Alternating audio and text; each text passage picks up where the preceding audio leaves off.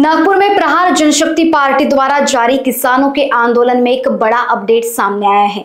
पूर्व मंत्री बच्चू कडू ने बताया कि उन्हें मंत्री चंद्रशेखर बावनकुले और मंत्री गिरीश महाजन ने फोन लगाया।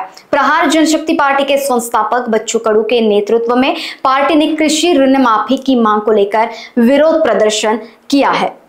प्रहार जनशक्ति पार्टी के अध्यक्ष बच्चू कडू ने चंद्रशेखर बावनकुले से फोन पर हुई बातचीत में बताया कि उन्होंने कहा कि मुझे अभी चंद्रशेखर बावनकुले का फोन आया और उन्होंने कहा कि वे चर्चा करेंगे, हम बताएंगे। अगर हम मुंबई जाते हैं तो इसमें 4-5 घंटे लगेंगे और यहाँ विरोध प्रदर्शन में किसी भी समस्या के लिए कोई जिम्मेदार नहीं होगा।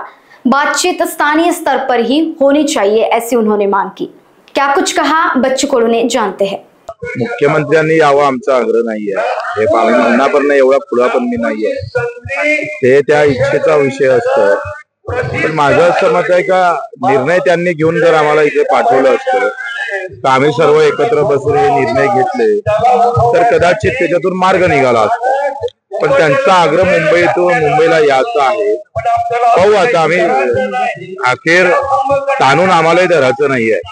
लोकांना वेटीस विनाकारण धरण्याची आमची मानसिकता नाही, पण रोज मरणाऱ्या शेतकऱ्याचं मरण डोळ्यासमोर दिसतं म्हणून आम्हाला हे करावं लागतं, लक्षात घ्या।